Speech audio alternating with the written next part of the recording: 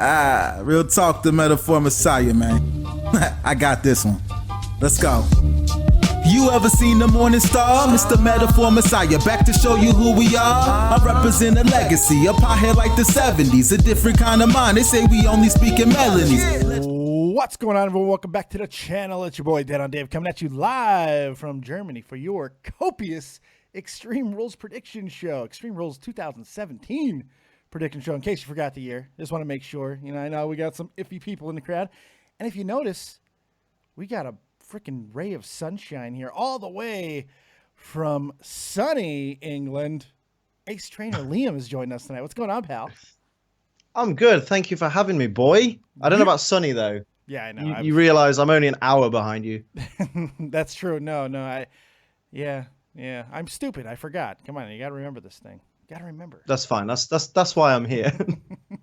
We're also here because it is the eve of another pointless, pay-per-view in that little doldrum of after WrestleMania awfulness where you just can't care. You try to care. You want to care. We love wrestling. It's important, but you just can't. It's hard. It just sucks you in. So first things first, Mr. Liam, is there anything about this pay-per-view that's getting you anywhere near erect? I mean, aside from the obvious Alexa Bliss is going to be in attendance, other than that, I mean, I'm looking through. Do you know what? I feel like I'm scrolling through now, just looking at the different matches, and the Fatal 5-Way does have me intrigued because there's a bunch of good wrestlers in there. It's at least probably going to be a decent match, at least a bit of a spot fest. Other than that, I mean, the thing is, it's only a Fatal 5-Way, isn't it? It's not like an extreme match. Well, I mean, it's Fatal 5-Way, so there's no rules. So they can do whatever they want. But I don't think it's an elimination match. I think it's just straight up Fatal 5-Way. So oh, damn. I think it's one fall to a finish, I believe. So it's like it's going to be interesting, but how interesting? I don't know. It's the betting odds have been shifting all day. It seemed like one guy there's was been a lot, and it's weird. Well, we'll get to that. Yeah, we'll get to that. It's going to be a strange thing, but let's start at the beginning because that's where the good shows started. A brand new match was actually just announced on the kickoff show. Convince me to care about Apollo Crews and Kalisto, please. Oh God! Make me feel, Daddy. Make me feel. Let me guess. The Titus brand is going to be at ringside. Yes. The black hole of entertainment known as the Titus brand. He's not a black hole because of his race. Don't be racist, people. Just he's a succubus for entertainment. I can remember when Apollo Crews was signed, right? And everyone was like, "Oh, no way! Right. Oh my God, he's going to be amazing! Have you seen him on the Indies? They've killed him. They've absolutely fucking killed him from day one. It's like, let's get you on Nation's going to be amazing and all this stuff. The problem is, I don't know if he's ever recovered from that nasty knee injury. Remember the knee injury that happened on the knee injury? Oh, yes. I don't know if he's ever recovered because he just doesn't. I don't know. He obviously came up too early from NXT. I don't know why they brought him up so early. It made no sense to me. And then they just don't. I don't know what their plan was.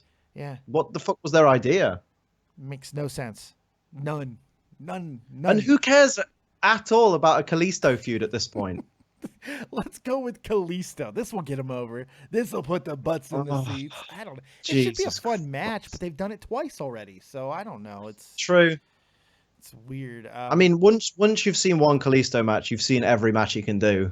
Yeah, once you've seen one Rey Mysterio match, you've seen every Kalisto match. And they want him to be the next Rey Mysterio, but the problem is Rey Mysterio has happened and been and gone, and everyone's fine with that. They don't need him again.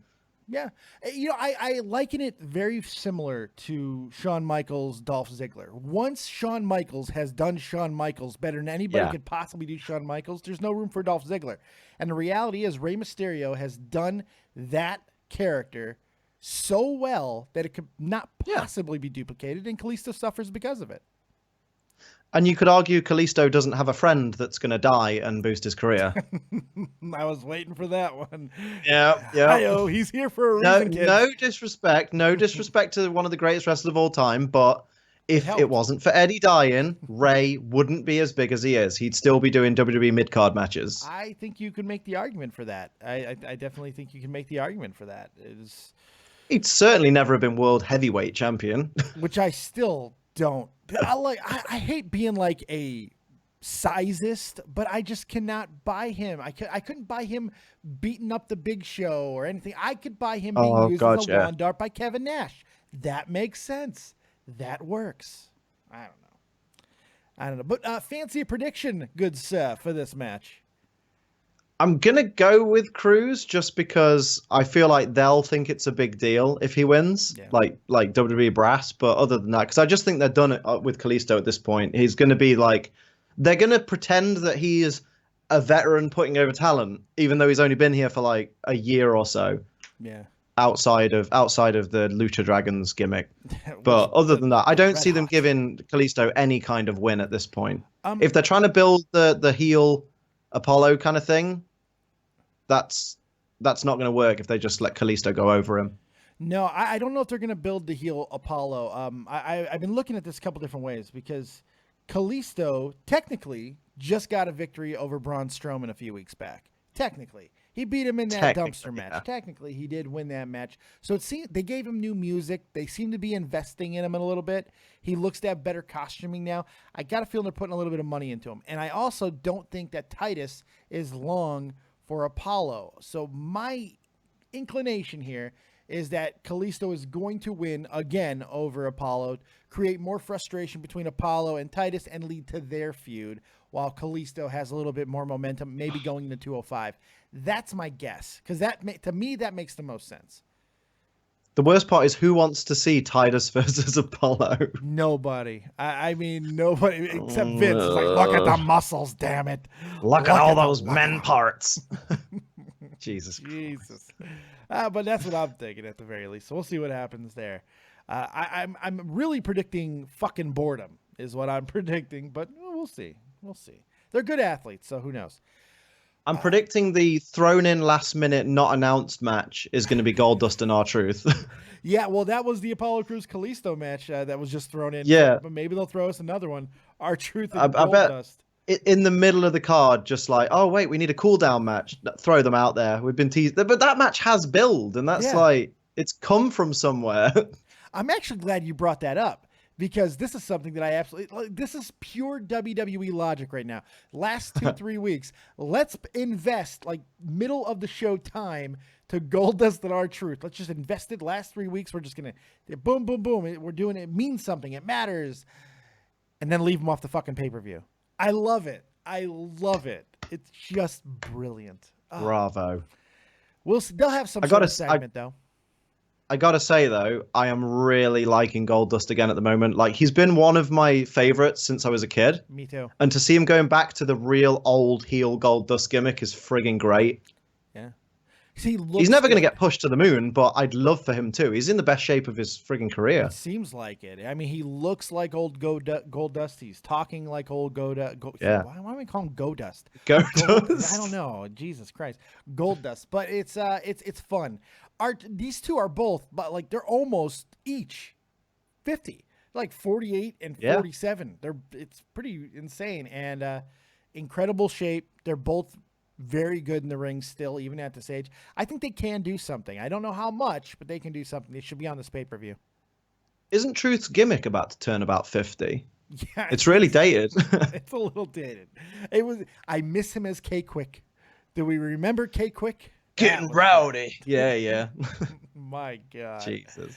Speaking of matches that nobody gives any semblance of a shit about, Rich Swann teaming with Sasha Banks versus Noam Dar and Alicia Fox. Now, I just buried that match a little bit, but I got to be honest. Tommy C came over today, and we hung out for a while, and we watched 205 Live together. We watched this week's 205 Live, and we watched Rich Swann versus Noam Dar. And first off, the match was good. And something about the chemistry between Alicia Fox and Sasha Banks, I liked it. So I'm a little more excited about this match than I was. I'm not going to skip it. I'm going to watch this match tomorrow at the very least. So that's where I am. What do you see going on with this? Anything? I mean, my problem is I have a problem with Rich Swann. And the problem is he comes out to the ring. He seems to have a certain level of charisma. Right, but at the same time, I feel like I get no personality out of him. Right. There are wrestlers where they come out, they have a gimmick, and they have a personality to go with the gimmick. With Rich Swann, it's like, here's my gimmick, now I'm gonna wrestle. Bye. Like, I don't see, there's literally no personality to him, so I don't get invested in him as a character. Noam Dar, all he seems to have is, I pronounce Alicia Fox in a weird way. Like, it's weird to have, like, I mean, it's a good way things have switched around. Like, we were saying recently how it's interesting that James Ellsworth on SmackDown is now playing a typically female role, in that he's just managing a female wrestler. This is kind of a role reversal as well. I'm more interested in the dynamic between Alicia Fox and Sasha Banks than I am with the two male wrestlers. Right. And Alicia Fox is taller than Noam Dar. I do like Noam Dar, though. I think he's a fantastic athlete. I really do like him a lot.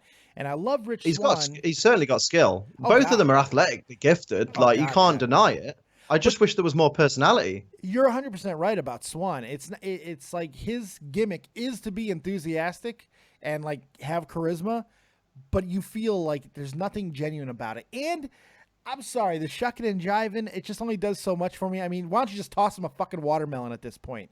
You know, I'm just. I mean, his whole gimmick reeks of like Ernest the Cat Miller and stuff. I don't know. I don't get what it is with dancing gimmicks in wrestling. It really fucks me off. Like, rarely works. People come in, oh, he's dancing, he's having a good time. I don't give a shit if he's having a good time. Just fucking punch someone. Like, you're not there to be dancing. You're there to be kicking the shit out of people. Right. How many times has it successfully worked? Let's see. Alex Wright? No. Das Wunderkind? Nicht so gut. How about... How many dancing world champions have we had? I think 0 would be the answer. I believe 0. Maybe How I'm many wrong. titles did Rikishi hold? Wait.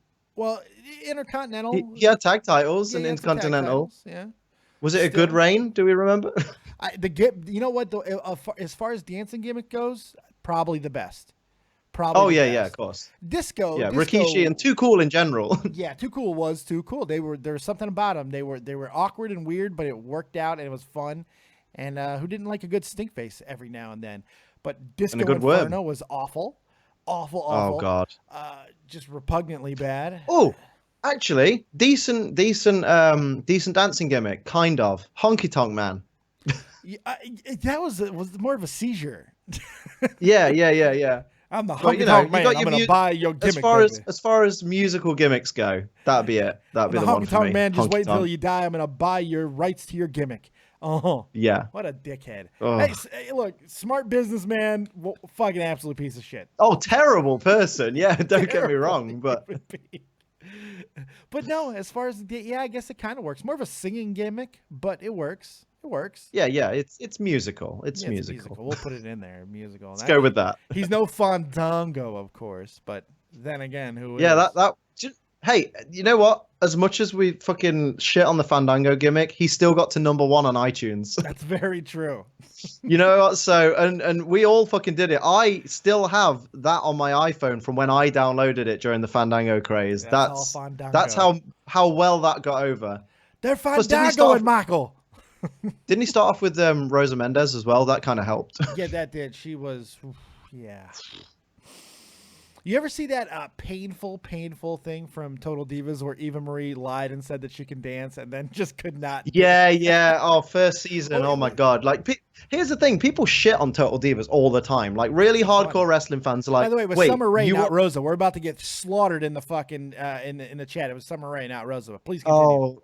Rosa was later. We're going to get slaughtered. I forgot Summer Rae existed. Jesus Christ. It's like calling a Polyworld a polyrath. Don't fucking make that mistake. Come on now. Hey. You're stepping on my fucking turf now. I'm helping.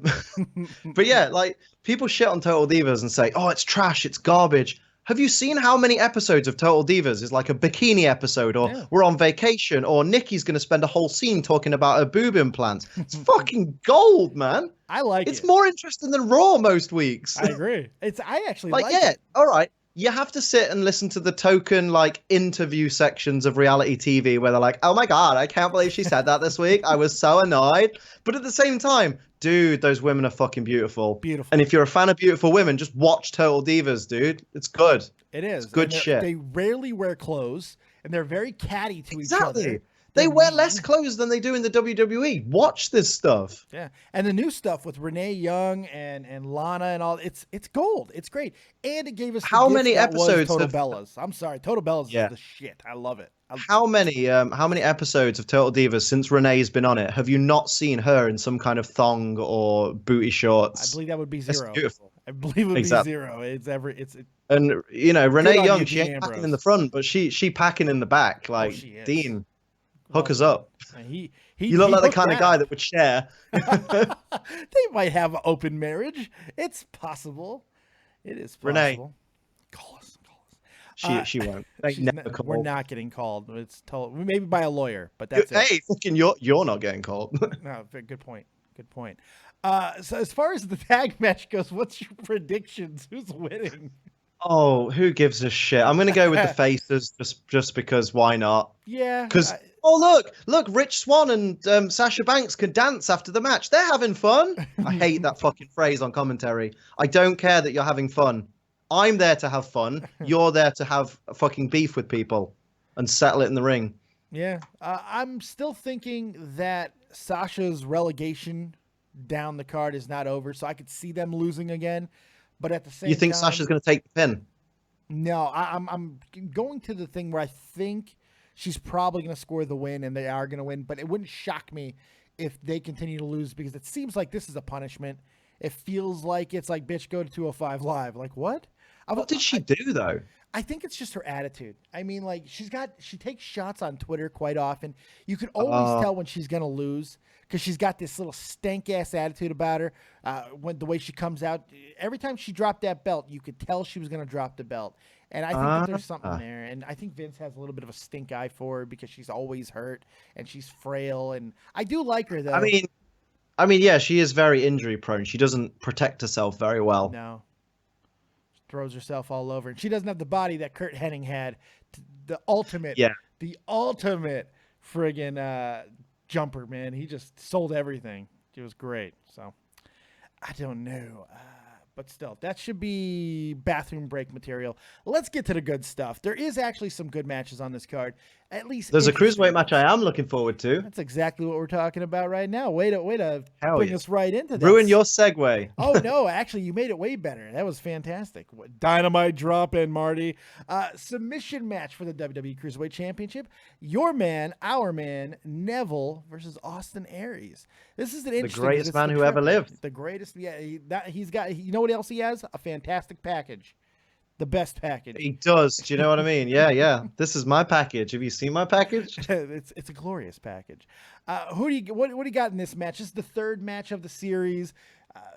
Your boy, Mr. Evil Neville, has won both by nefarious means, but Austin Aries did just make him tap out like a week and a half ago. What do you think is going to happen here in this match? Do you know what? It's like you say, if we would have just had the two Neville wins, I'd have been like, damn, Austin's getting his win back. Yeah. And I mean, I've got a soft spot for Austin Aries anyway, because when he had his, you remember when TNA were doing they had a little stint of doing, here's 3 indie guys in a triple threat. Yeah. Whoever wins gets a contract.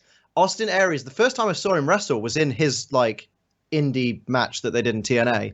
And I think it was with Zema Ion and someone else. And he really, like, from that moment on, I was like, this guy's one of my favorite wrestlers, period. And he has been since then. So I got a little bit of a soft spot. I want to see him get the Cruiserweight title. But because of that submission win, I'm like, Neville's not going to tap again.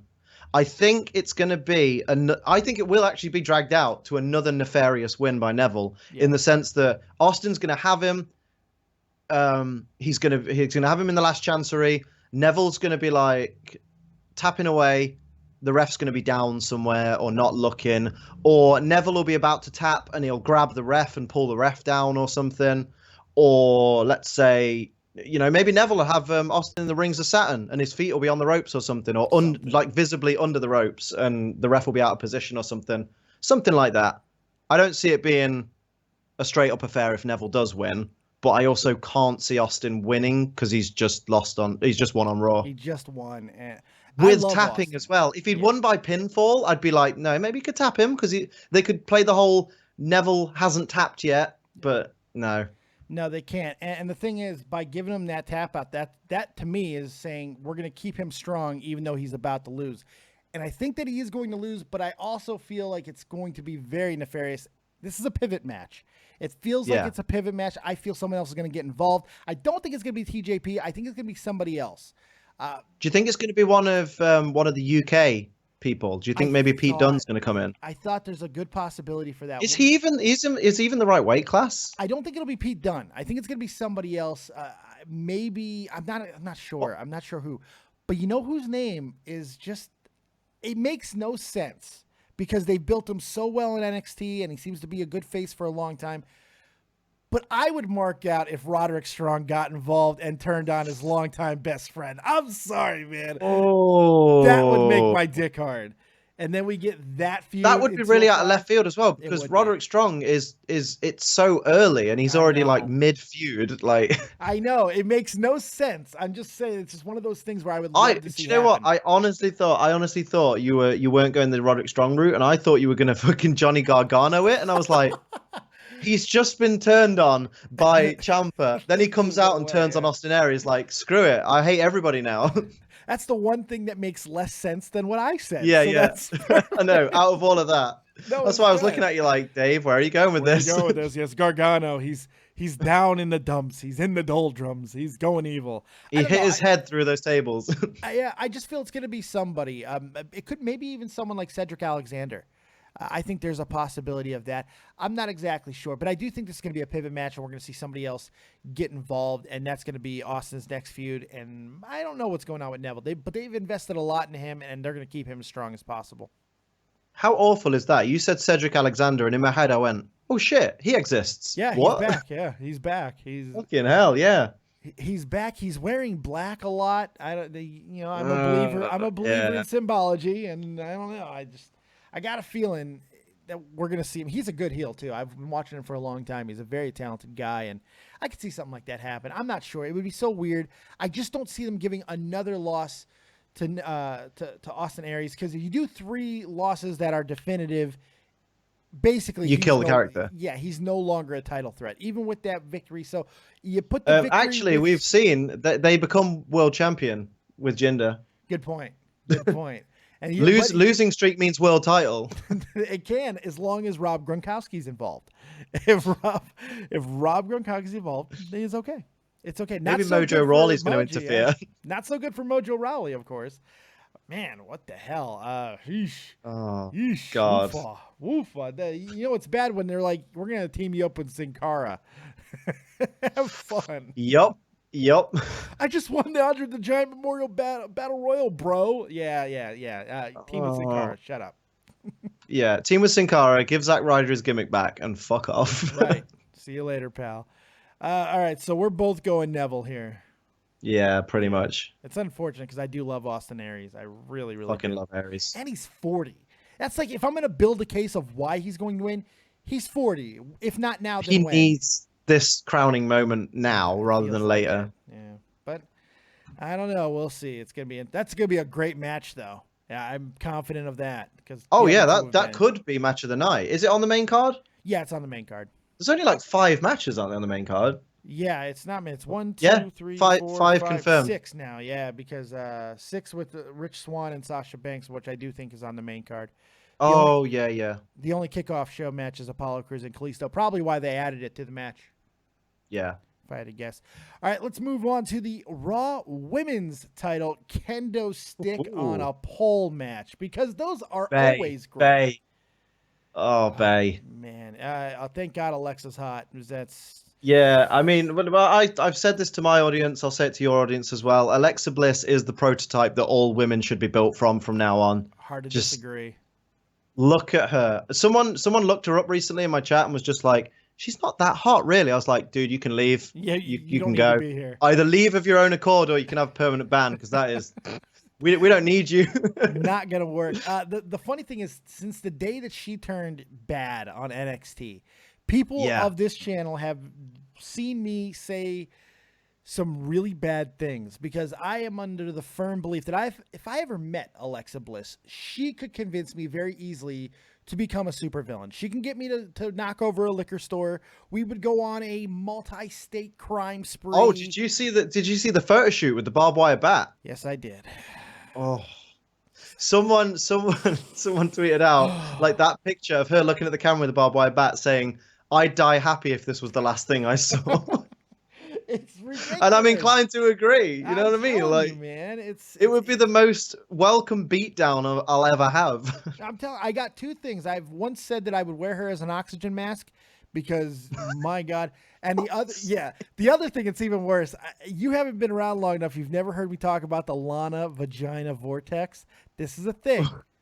Okay. I discovered one day. Regale me. Oh, yes. You got to hear the Lana vagina vortex. All right. So I'm sitting at my computer, just relaxing one day. And I had a friend who said, "Hey, have you ever seen CJ Perry's Lana? Have you ever seen her nudes?" And I'm like, "What the fuck? What do you mean? Yeah. She has nudes?" I'm like, "Okay, I'll go look them up," right? So it's like 12:15 in the afternoon. I start looking them up, and I look through them, and I'm like, "Okay, this is amazing." And I'm like, "Oh, that was nice use of my time." I look up, and it was 6:25 at night. I lost 6 hours of my day to the Lana vagina vortex. Liam, it just took my life. 6 hours. 6 hours. Understandable. Yeah. And then somebody showed me a softcore porn of her getting boned and then cocaine getting snorted off her boobs. That also fucked me up for a while, too. I love how she's still employed. Like, people have been released for less than that. Well, yeah, but she did it before her time. Before her time. Please tell me you've seen her ridiculous music video. No. Oh, my God. She was in a band. She was in a group that did a cover of Ain't It Fun by Paramore, and she just dances. She dances the entire video. She doesn't sing. She just breaks, pops, and locks. It's amazing. Your dick will fall off. It is incredible, like a fig. Googling that in a bit. In fact, link me that in the Skype chat later, and I'm gonna have a special viewing at my house. It's pretty. The pants off viewing in my bedroom with the lights off and. But I digress. Alexa Bliss can make us do incredibly bad things, but she's going to do some incredibly bad things if she can climb up a pole. We got to watch the phrasing and get a kendo stick to beat up Bayley. Climb up the pole and grab the pole. What do you see going on in this one? Bayley, I hate kendo stick on a pole. I hate anything on a pole matches because fuck Vince Russo. He killed them. Killed those matches. I'd rather there be a pole dancing match. Oh, God. Bayley's got a Do you know what I was saying? Too. I was saying this the other day. I was saying I know it's really like fucking misogynistic, and there's a reason it was taken away. I miss every Saturday watching SmackDown in the UK at like 9 in the morning, and there being a bikini contest. Yeah. Like I'd be like 14, 15. I'd finish my paper round. I'd come in and I'd sit and watch a bikini contest. It was the best life for a kid ever.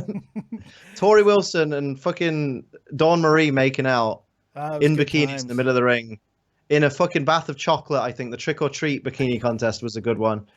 Those were the good days. They were good days. They were very good. They weren't exactly sunny days, but they were good days. Oh, that was my first. That was like one of my first boy girl things was sunny. So I feel you. I'm a little bit older than you though. So were you all boy before then? Well, I'm all boy now. Why do you think you're here, there, Mush Puff? Come on, motherfucker! You couldn't handle me if you tried. Oh God, you know that I'd break you in half. You know it. You can't handle the copiousness. Come on now, let's not kid ourselves.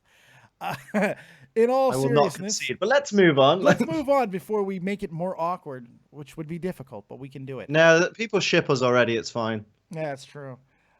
Bayley and Alexa, who you got? Is Bayley getting the championship back, or is Alexa continuing on her reign? I mean, Alexa is currently plugging the whole "I'm the first ever woman to hold the Raw Women's title and the SmackDown Women's title," which I like. I like that because it's something she can claim as a freaking claim to history.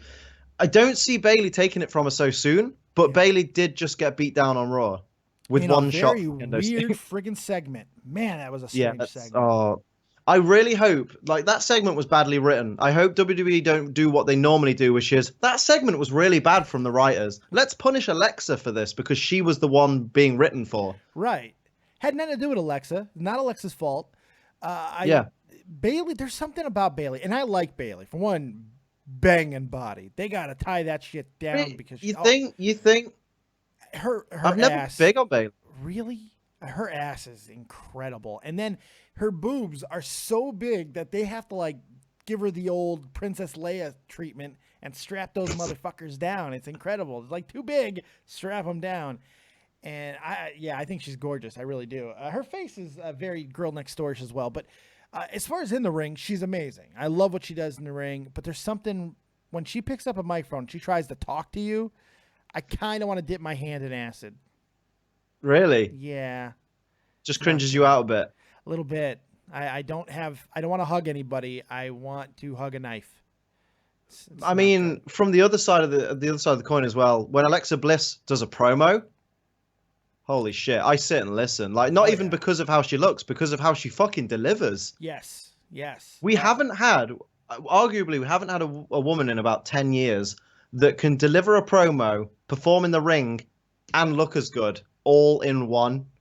We've had girls that can do 2 out of 3. We've had girls that can do 1 out of 3, but we haven't had the trifecta that is Alexa Bliss.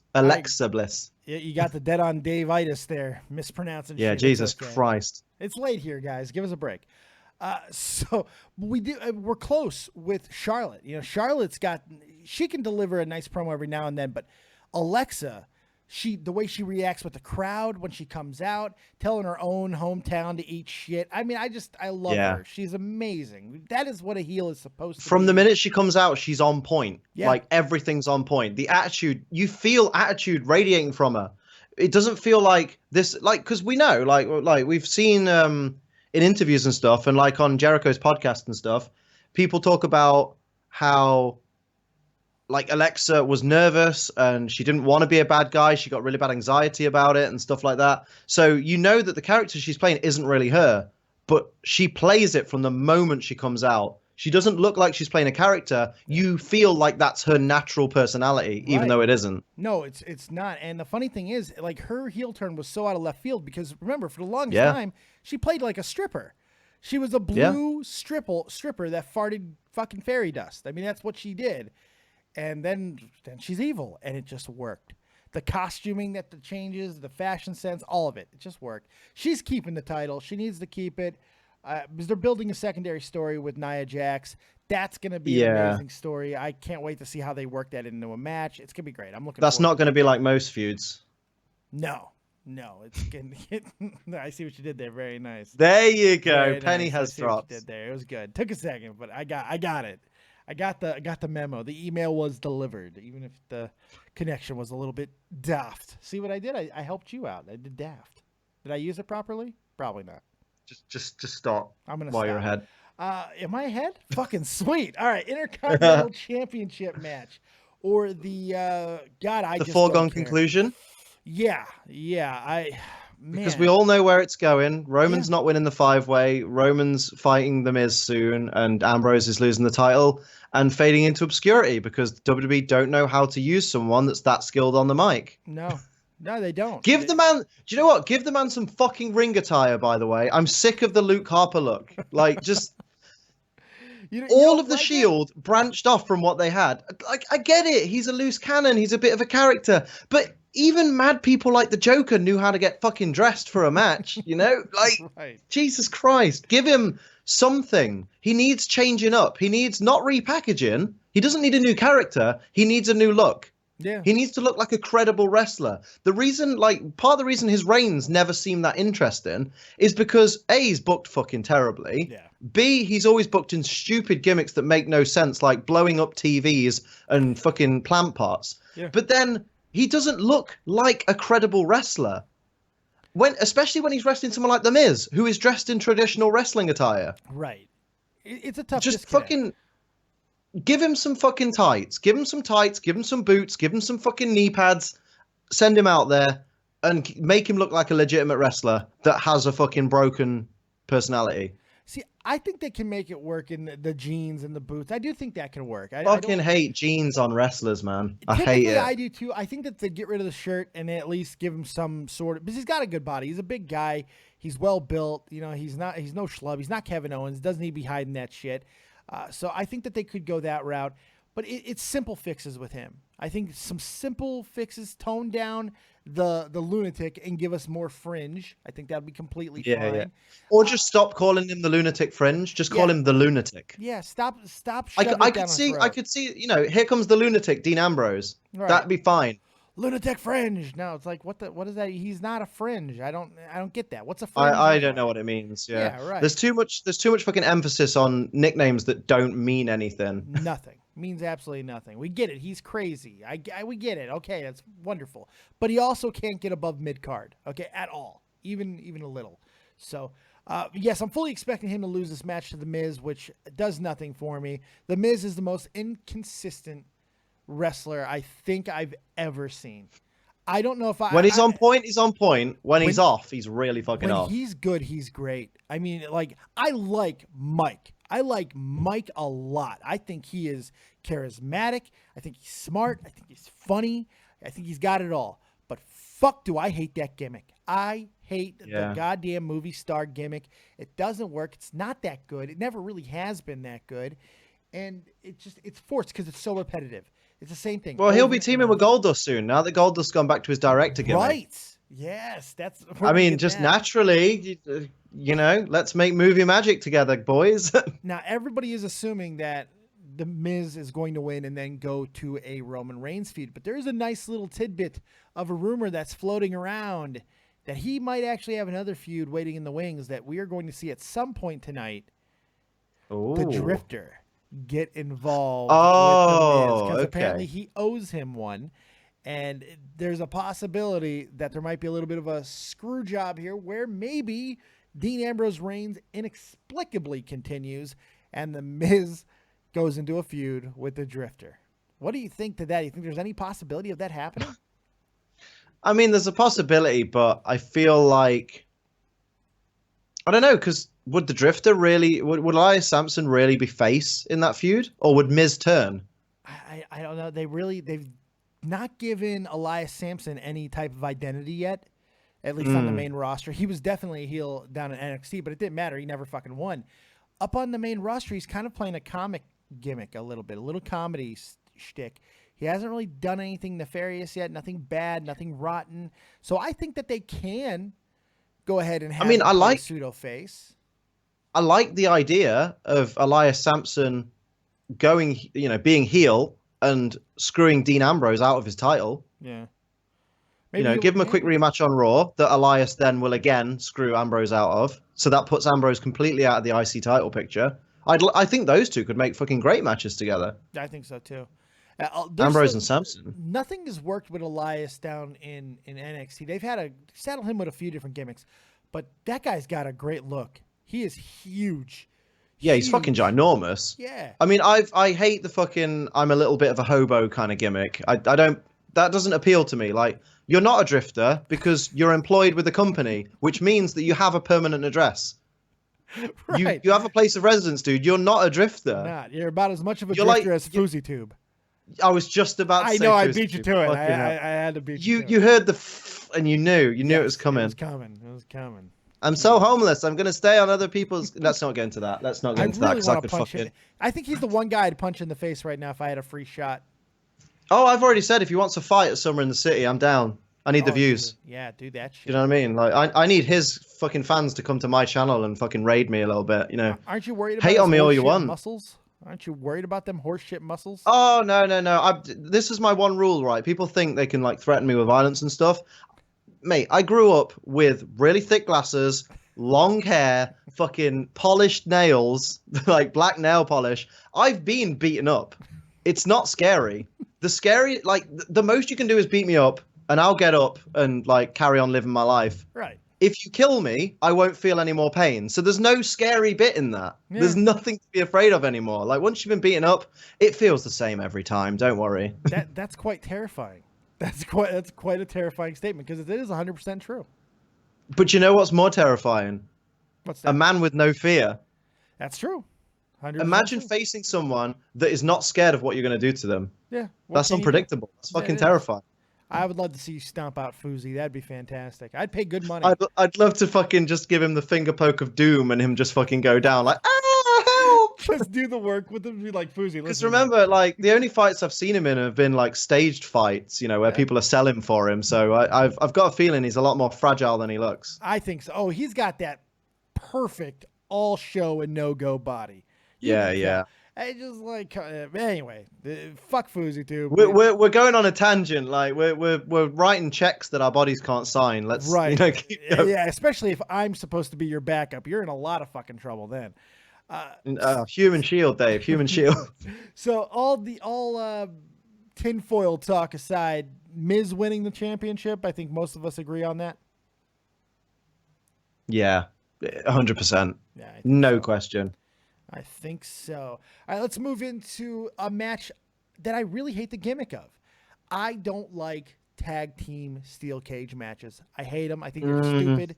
Makes no sense. None at all. Especially if they actually try to do the tags inside the cage, which I've seen them do. Oh, don't. No, the worst thing with tag team steel cage matches is if it's escape and one of the partners escapes. And I'm like, why have you done that? Like, back in the Invasion angle, Canyon leaving the cage and leaving DDP with Undertaker and Kane. Right. Why would you do that? Like, I get it, he was scared of them, but why would you leave your tag team partner and not want to keep your titles? Because fuck Makes that no guy. That's sense. why. Of course, WWE's booking of cage matches in general has always been a bit shifty. Little questionable at best. Little questionable at best. And don't get me started on the door. Oh God. You can escape by climbing over the cage, a feat of athleticism, a feat of strength. Or just walk out the door. You know, the ref will open the door for you if you want to leave. He'll even open it. Big tough man. Yeah. Fucking stupid. You don't even have to touch the door. No, it'll open sesame. It's so wonderful. It's wonderful. So we got the Hardys defending those championships against the brand new heel dynamo that is Sheamus and Cesaro. Oh, you're not a fan of this? No, that was me having a little orgasm. I am a fan of this. Yes, I've been waiting for Cesaro to go fucking heel for so long. Cesaro is reaction to it. Cesaro is legitimately my current favorite wrestler. Really? Like, you know, yeah, all time for me is CM Punk, but Cesaro is current active wrestler is Cesaro. I have been begging for years for him to just be given the opportunity to go to that next level because he can talk when he's passionate about it. If you give him a script, he can't do shit. No. If you let him talk from his own fucking heart, he can do it. Like that fucking promo they gave him on, was it on Talking Smack? Months ago when he first got drafted, and he was like, I don't want to be on Raw. I want to be on SmackDown where the fucking wrestling is. Right. Someone's going to correct me now that it was obviously on like whatever Raw's talk show is. Because if he was on Raw, why would he be on Talking Smack? He wouldn't be, but that's okay. No, you're 100% right, though. He did do that promo, and it was a good promo. But I do have a problem with him. The reason why they don't let him do that more often, have you seen his table for 3? Yeah.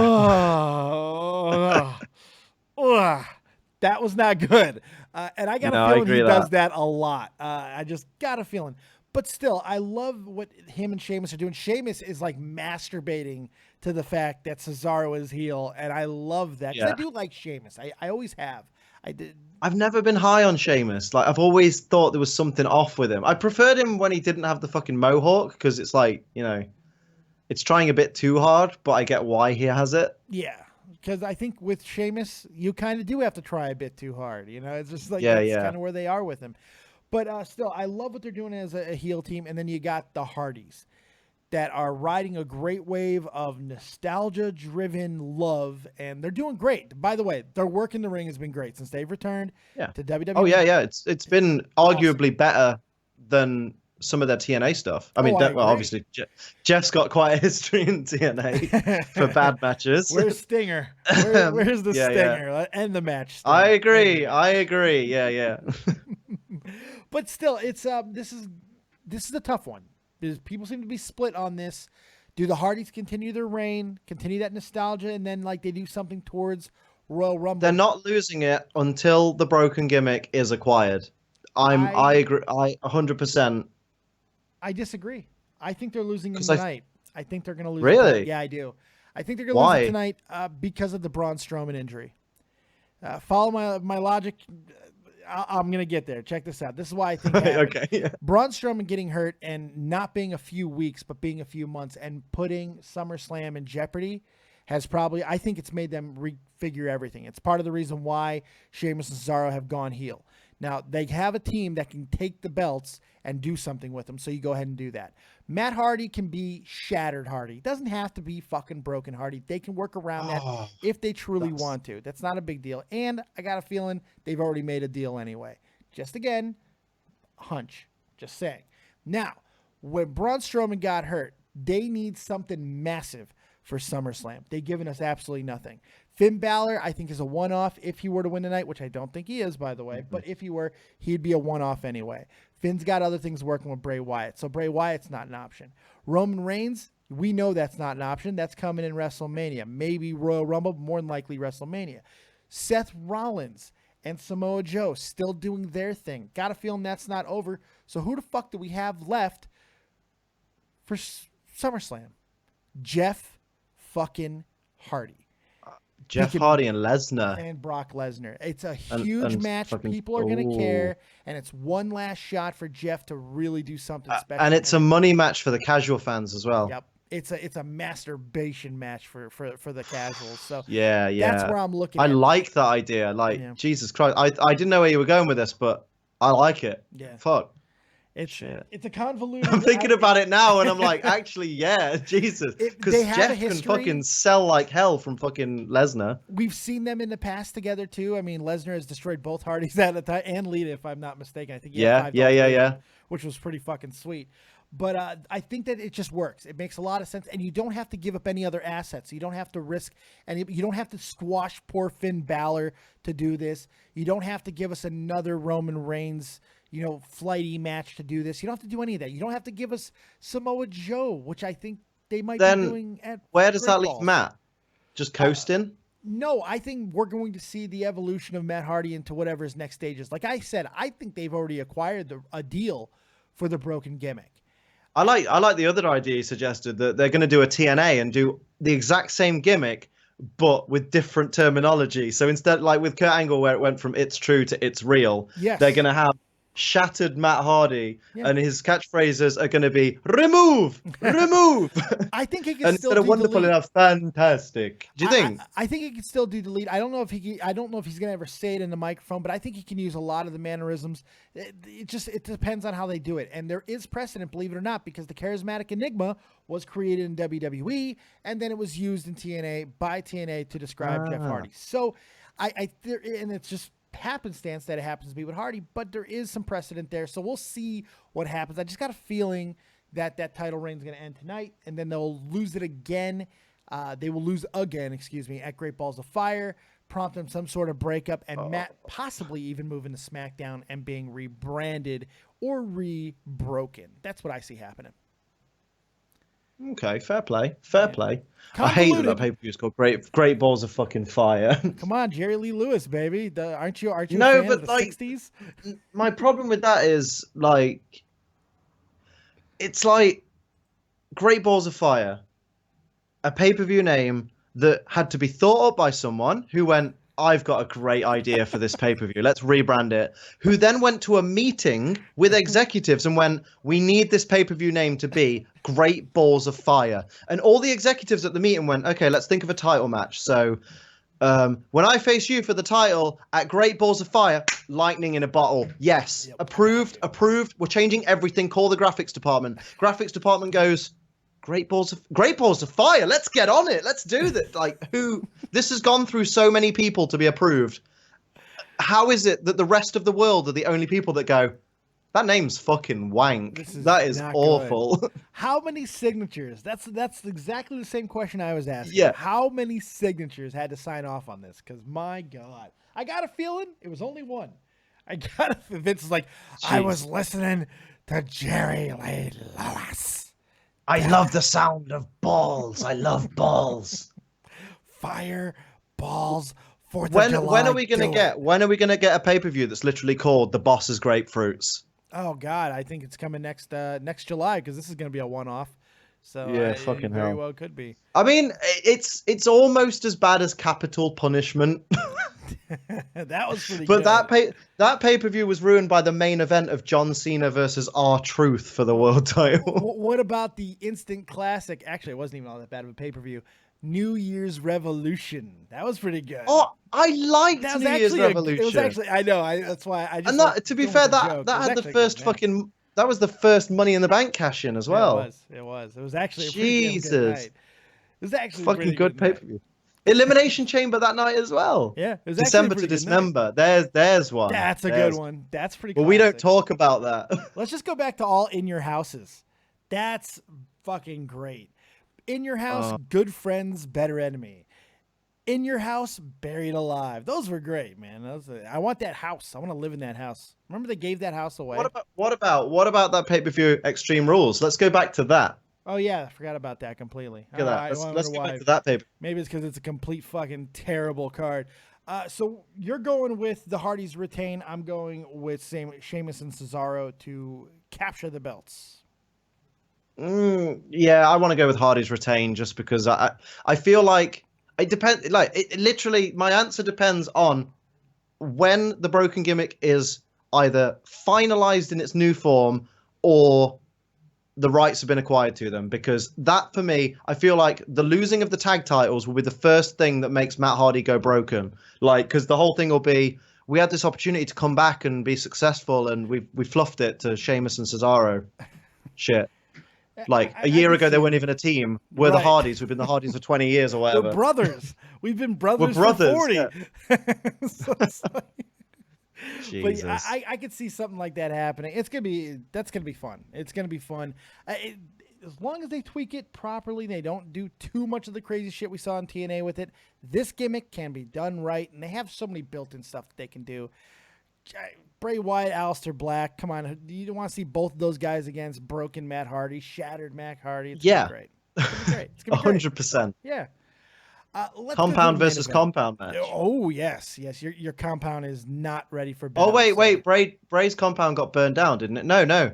Just the house. His compound got burned down, but his House of Horrors still exists. He has multiple properties, you know. That's right. He's a smart businessman. It's a tough time. You gotta be well invested. That's his gimmick. He's a realtor. After all that. He's got a very diverse portfolio. The sinister realtor that is Bray Wyatt. Oh God, that's a great gimmick! Holy shit, that's something you would don't find let Michael Cole in, hear that. Southwest fucking regional. What was it called? Yeah. Oh God, how good was that? No. Oh, so good. It was all right. I liked it for the first couple of episodes. No, I liked it for the first couple of episodes, and then I went, they're just repeating the same shit now. Yes, that's the beauty of it. That was the beauty of it, because that's what regional wrestling was all about. Fantastic. The territories. The good old days. Let's go to the main event. We do have, this is the most interesting thing in the night, because there is no title at stake, just a number one contendership match at a throwaway pay-per-view. So while you want to care that it's a number one contenders match, and we haven't seen the Universal Championship since WrestleMania, so maybe this will matter, but then you have to come to realization. Is that the name of the belt that they're trying to aim for at the end of it? Because I haven't seen no fucking belt in months. Chrome Molly, thank you for I hear it might be red. Yeah, it might be red. I think it has some sort of lacquer to it. I'm not exactly sure. Thank you, Chrome Molly, for your donation. Awesome. Thank you very much. Sorry, Chrome Molly, for interrupting your donation. No, you're fine. It was 422, which I know disgusts you because you do not partake in those such shenanigans. Hey! When my fans donate 420 in my streams, a jingle comes up that plays Snoop Dogg. Because to us they're Blazing Weedle. You see? The Blazing Weedle. I got all my gimmicks. Is that where that came from? Because I've been getting that in my Pokemon streams. People are like, I'm gonna blaze that Weedle. I'm like, oh, so clever. It didn't come from me. It didn't come from me. It came from the Pokemon community, but we've just taken it on. That's all. I'm not gonna take credit for that because I'll get fucking lynched. Yeah, don't get lynched. I need you too much. Do not get lynched. So the number one contenders match, Fatal 5-Way. This is going to be either a train wreck or it's going to be really, really good. I'm not exactly sure. Seth Rollins, Samoa Joe, Finn Balor, Bray Wyatt, and Roman Reigns. Plain and simple, man. Who you got? This match is going to be something. Who you got? I mean, it's process of elimination, isn't it? Basically, because you've got Bray ain't going to win nothing. Reigns is going to go feud with The Miz, so I don't see him winning it. Unless literally he wins the Intercontinental title, faces Lesnar for the Universal, and just gets completely fucking wiped. Yeah. But I don't see that happening either. Rollins and Joe, like you say, they're still feuding, but at the same time, Joe has been the favorite to win most of this week. But that could be WWE leaking information to throw a bit of a curveball. I feel like Finn's the only one, really, that has nothing going on. And that's the kind of the on-the-nose prediction. Yes, Bray's got nothing going on, but at the same time, Bray never has anything really going on.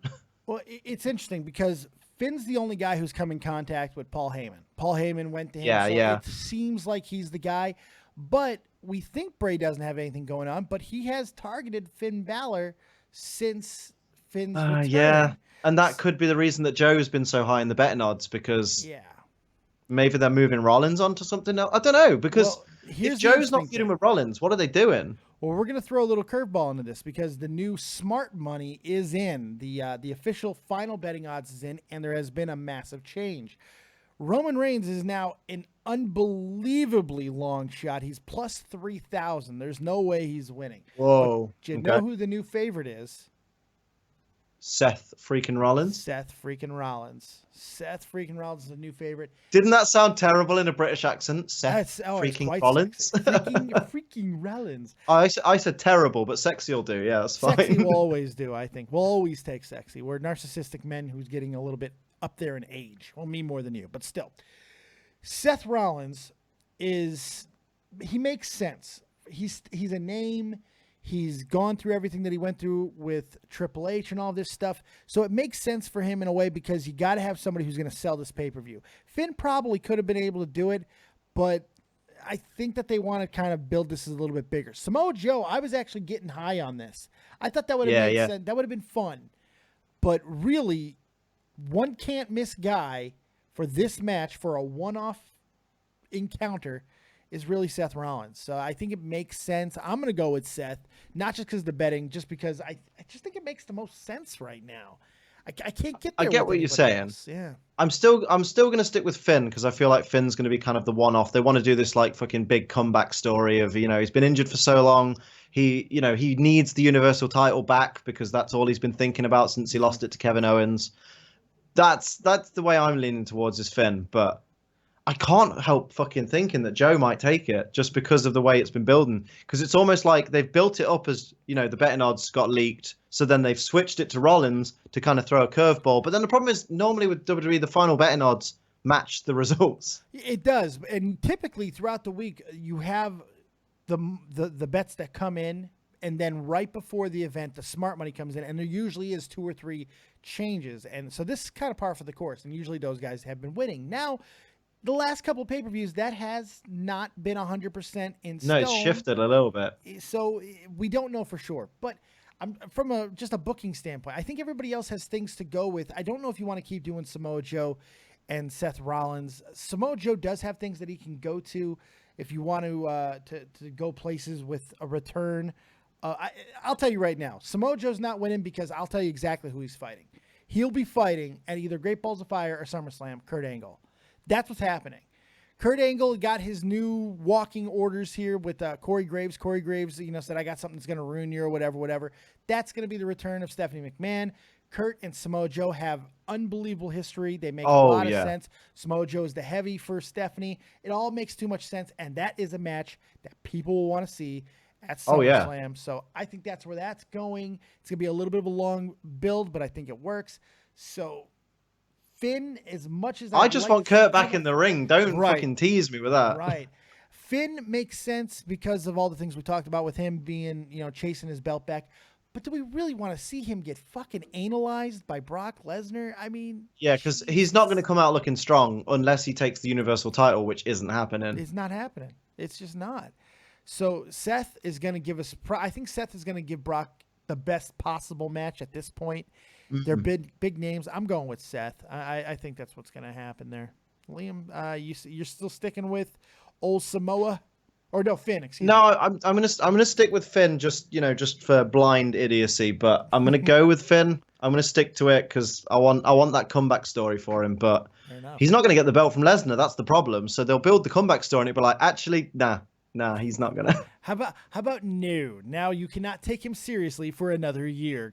Maybe the Demon can do it. No, not happening. No, but remember, losers win championships. I watched SmackDown. That's true. No, you're right. It's hard to call Jinder a loser right now. This is what Jinder's done. Jinder has basically shaken everything up because it's like, there's no way that guy is going to win. He's a joke. He never wins matches. Oh, actually, it depends what country. It depends what country we're trying to get into at the moment. You know what I mean? You know when they start trying to like get a bigger following in France and Rene Dupree comes back, right? Or Canada, or wherever they want to go with. But then Jinder's from Canada anyway, so they could. That's true. Jinder's just from They Canada. won't want to admit he's Canadian. No. Why would? Who wants to ever admit that anyway? I mean, come on, damn Canucks. I just pissed off a lot of people in my chat because I got a lot of Canadian fans. Lots of Canadians. I love you. Oh, Canada. Don't you want to come in? If you Canadians want to come and hang out in an Ace Trainer Liam stream, I'll be nice to you. I'll give you all the French fries and gravy you can ask for. That's right. Yes, because they like the Pokemon. All that poutine. They like the Pokemon and poutine. The Pokemon, eh? We good in the bowls, huh? Eh? Well, good stuff. What's this about? All right, so that wraps up the predictions, I think. Ace Trainer Liam, I appreciate you joining me. Got final thoughts? Wait. We've not talked about match of the night that's going to be thrown in the middle of the night. Oh, that's right. Goldust and R-Truth. Who's going to win? I'm going to go Goldust. I'm going to give you Goldust. I'm going to go Goldust. I fucking love Goldie. Even when he had that Tourette's gimmick. When he had the Tourette's gimmick. Bischoff! When he got electrocuted. Oh, fucking hell. Him and Booker had a great. Shit. Do you know what? I can even pinpoint when that was. That was during the Scott Steiner Triple H feud. Yeah, because it was Randy Orton slapping him on the head going, hey, where's Steiner? Fucking hell. That's a blast from the past. I'm going to go back and rewatch that shit. That was good Raw. Well, luckily you have the network, so you can. I do. Oh, my goodness. Thank God for the network. But yeah, this is it's going to be an interesting night. I'm going to disappoint some people. I put it out on Twitter, but I will not be doing live reaction. And here's the reason. Thank you, Alpha, for another super chat donation. You're a goddamn rock star. Thank you very much. I think that's Canadian money too, which is hysterical. That is Canadian dollars as well. So you know what? You've not expunged. You've not burned all the bridges yet. No, thank God for that. That's good stuff. So check it out. I cannot stay up all night anymore. It is 12:30 here in Germany. I got a good thing going on with my body. I'm walking. I'm living life. And here's the thing: if I do these live reactions or these reviews, I got to stay up to essentially 6 o'clock, 7 o'clock in the morning, and it ruins me for days. So here's what we're going to do. I'm not abandoning it, but here's what's going to happen. Monday will now be a review night. So Dead on Dave Live will not happen on Mondays. It'll be Dead on Dave Live, but it's going to be the pay-per-view live review. So that's how we're going to handle that. So you're going to get a full live review in its entirety tomorrow night at 4 p.m. Eastern Standard Time. I think it's the best way to handle it. I don't want to give you shit. If I stay up all night, I'm going to give you shit, and I don't want to give you shit. So I hope you understand. If not, upper right-hand corner click. I will not be upset at your unsub at all. So, Liam, did you have a fun time on your first prediction show over here, man? I always have fun in this realm of YouTube. It's pretty good. So, you know what I mean? Like, there's nothing I can be on YouTube that I don't have fun on. That's true. No, you seem to be able to adapt very, very well. I just love talking. I love listening to myself. Because I get to hear it back later and I'm like, damn, who's that fucking dashing fellow with the blue hair who fucking loves himself? That would be you, sir. And God bless you. And then the camera turns off and I'm like, oh shit, there's my crippling insecurity back. Fuck. Where's my persona? Where is it at? I don't know anymore. But nonetheless, guys, we really appreciate you being here tonight. We had a lot of fun. This is going to be, hopefully you will enjoy the pay-per-view. Feel free to tweet me at DeadOnDaveV. Let me know what's going on, and I'll get back to you in the morning after I watch it, and we'll do the review tomorrow. I'll be live tweeting all the way through, so you can find me. You're staying up. I'm staying up, and I got a 12-hour stream starting at 10 tomorrow.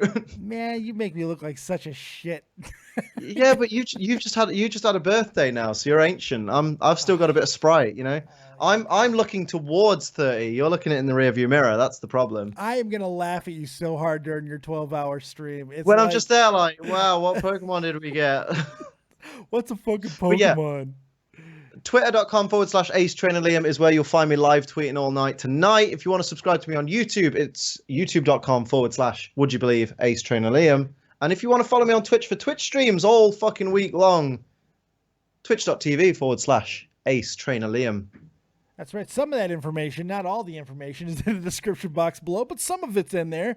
So you can find him at some of those places right below if you just want to hit a quick link. Oh, my link direction is on point. So if you click one of them, you'll find the rest. Well, there you go. Can't sum it up better than that. Thank you guys so much for joining us here tonight. The chat has been absolutely on fire. Whether you like wrestling or not, or you just like listening to us two banter back and forth. Hopefully you had a good night tonight. I had a lot of fun. I'm really glad that you've become part of the channel. And part of my life. Oh, don't go gay on me now. I'm sorry. I'm okay. I need as little gay in my system right now as I can. I'm about to watch men in tights rub each other all night. That's true. You're going to be having a very difficult... And then I'm going to watch Extreme Rules, like the replay, after. Yeah. Right in there. That's some high quality shit. All right. Fucking hold my tea. Hold my tea. Earl Grey for life, bitch. All right. Thank you guys. I'll let you do your outro now. Yes, we'll go to the outro. Thank you guys very much for joining us right here on Dead on Dave Productions. That is Ace Trainer Liam. I am Dead on Dave, and we will see you later on. Enjoy Extreme Rules, guys. Remember, as always, if you don't have talent, have talented friends like Ace Trainer Liam. It's perfect. Look at that. We'll see you next time. Keep it copious, and peace. Here's your winner,